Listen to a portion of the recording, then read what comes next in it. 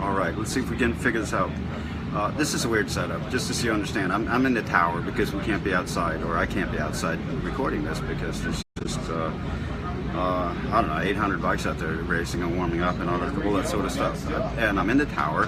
The phone is sitting on top of a thermostat controller, leaning against the wall and facing out in back of me with lights all over, and it makes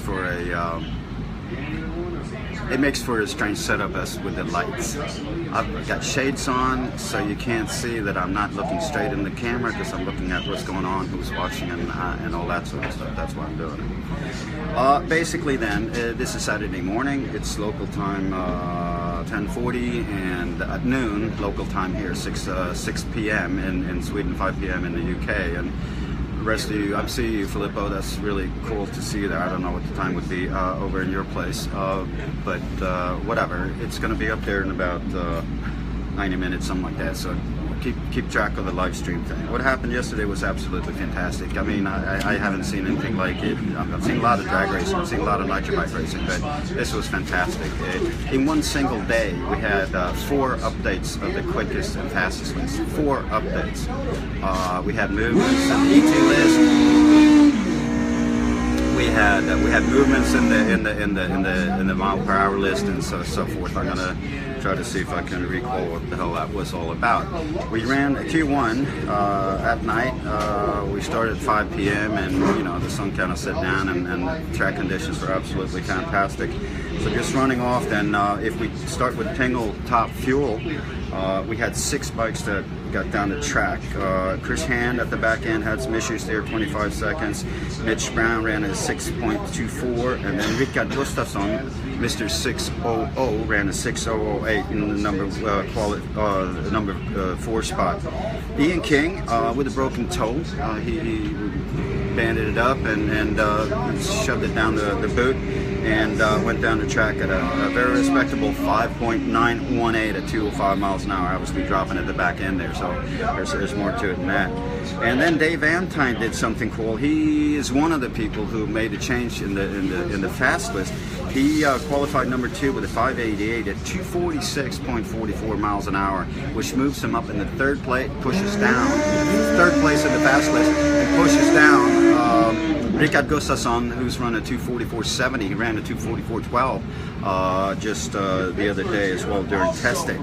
And then another change in the list for that runs. Then for these runs, Pingle Top Fuel was Larry McBride, who went down the track, the last rider, and he was on fire. Everything was lit up from the start to the get-go, and he bettered his own best time into a 5.728 at 249 miles an hour.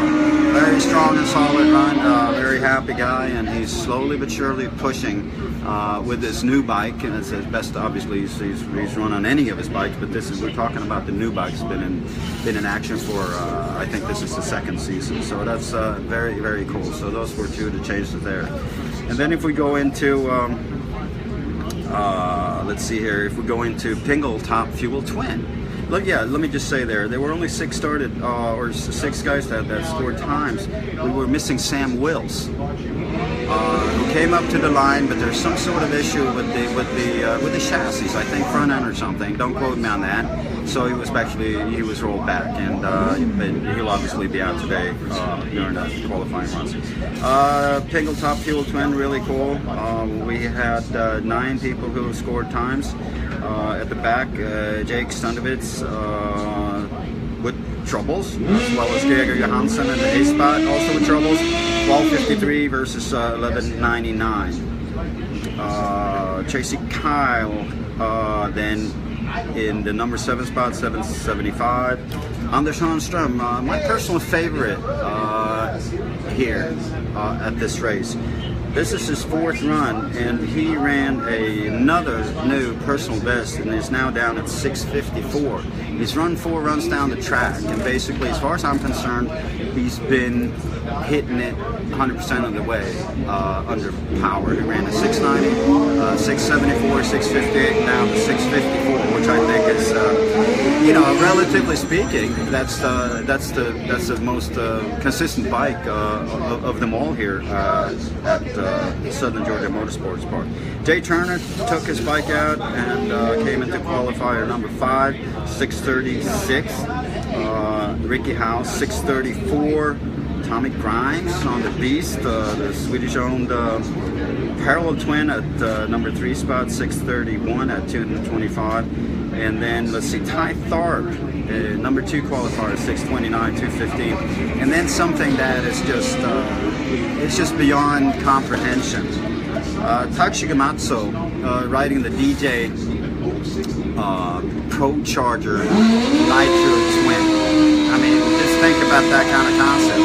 That's crazy stuff. They've been working on it for a long time, and we were just standing up here in the tower. I don't know if you can see it, but there are goosebumps on there. Yeah, you can see it against the light. Just thinking about that, it just gives me goosebumps. They went out on one testing run, and things came off the bike sort of and all that sort of stuff, and they went back, worked on it, and then he lights the whole track and the whole world up by his run. He just takes off, and the bike's just straight down the track, and the exhaust configuration is just absolutely amazing. I mean, you think the Beast is a strange bike to see as regards to exhaust configuration. This one is just even more astounding. And he was just flying, and we're just looking at the incrementals going, what's going on here? And he crossed the half track at I think 388 at 196 miles an hour. Okay, remember that, 196 at half track. And then, man, we couldn't really see, what happened at the finish line. But he crosses the line at 6.021 seconds at 194 miles an hour. Actually, the speed was lower at the back end than at half track. So we were just like, everybody's going up and down, and it was just crazy. So that was also a very serious move in the list for Todd. He bettered his own. Racing, he bettered his own personal best by 11/100ths of a second. I mean, at this level, that's just absolutely mind-boggling. Now, the thing is that they sent the ambulance down afterwards, and I got kind of worried. I don't like seeing ambulances on the track, and it turned out that the handlebar broke. Okay, on Tak's bike at some 200 miles an hour. I shouldn't laugh, but he's okay, and everybody who knows Tak knows that it's just part of the day's work. And he actually went into a wall, and even though that happened before the finish line, he rolled across at 6.021. There's been a lot of speculations, and I really shouldn't fuel that, but it suffice to say that he's okay. The bike's nice and fine, and what I understand, he's ready to run again. Now, if he can repeat what he did yesterday, without breaking off the handlebar, well, it might be something spectacular today as well. So that was it, and just update there. Jaska Salakari did not make Q1. Some issues with the engine, so he didn't come out, but what I understand, he's going to be all right and be out there today. And I got to the hotel last night, and I started working on updating the list and putting qualifying lists up. But it's such a pleasure. I've never worked on, it's not my list, it's a communal effort, but somehow I ended up, doing it lately. And this year, I've never done as many updates as as there has been in the quickest and fastest lists, maybe in the beginning, something like that when I wasn't there, but it's just fantastic, and it says something about the quality and the health of nitro bike racing worldwide, worldwide, in the world, whatever you say. So I think that's really cool, and I would like to expand on that just we were discussing this yesterday, me and Bill Hahn over the PA here, but it's worth repeating. AMA drag racing folded a couple of years ago, okay, and all over the world, Australia, Europe, North America, whatever, everybody got really concerned and go, oh, this is just bad news for nitro bike racing, top fuel bike in particular. So I think Larry was out doing exhibitions runs and everything, and then Jay Reagan, Dave Schnitz, you know, put their pretty heads together. Dave is right here. You can't hear me.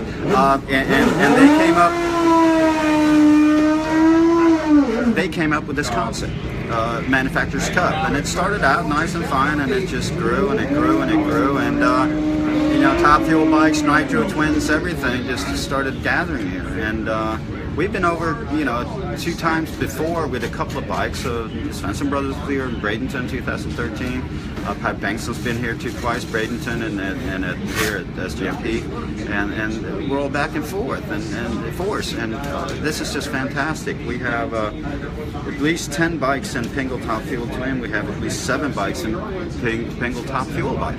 So it's just absolutely incredible with people coming here. And the cool thing is also we have in what I would call super street bike. We're talking no bar bikes. We have Steve Venables from the UK. I didn't even know he planned to go, and he said, well, it's kind of a last minute decision. We have Björn Friström from Sweden, and we have Mogens Lund all the way here from Denmark. So basically, this was supposed to be a short report. I could go on for another 2 hours. I won't do that because that would hinder me into helping out announcing for the Top Fuel bikes. When I say Top Fuel bikes, I'm talking about both the i4s, the inlines, and then obviously the I like that name of the class, Pingle Top Fuel Twin. No holds barred. As long as you got 2 cylinders, you're in parallel. No matter the cam configuration, all that sort of stuff, you just go and you're done. And this is what I like about it. So, all right. Obviously, I don't have the URL to the live stream. It's the company that actually does the stuff is live stream, but it's Motor Mania TV that's handling the setup to be here and do it. So I haven't seen it this time because I'm up here, but I've seen some pictures of it, and it's a regular 3-cam setup, and you can a 3-camera setup, and you can see it. It starts at noon here, 6 p.m. in Sweden, 5 p.m. in the UK, and Phil, I don't know when it starts in Greece, but you can put that up. The Facebook group, or wherever I put things, I mean, Facebook is not really the best place to handle information for this kind of event, but that's what we got. And I use the Facebook group Nitro Maniacs. If you go there, you'll get all my stuff, and there's a lot of people posting pictures and comments and all that sort of stuff. So go there. I think I better stop. I gotta. Yeah. Now it's only an hour left. So, well, thank you for listening in. If you got any creative comments, you know, feel free to put them out. Just watch the language and all that sort of stuff. So I'll be back after the second round of qualifying, and then at 4:30 the last round of qualifying. So only 3 rounds of qualifying at all, and then tomorrow, eliminations, obviously. But really, stay tuned, because if we can even get close to repeat what those guys racing did for us, well, it's what the locals here call a humdinger. All right, signing off for now. Thank you very much.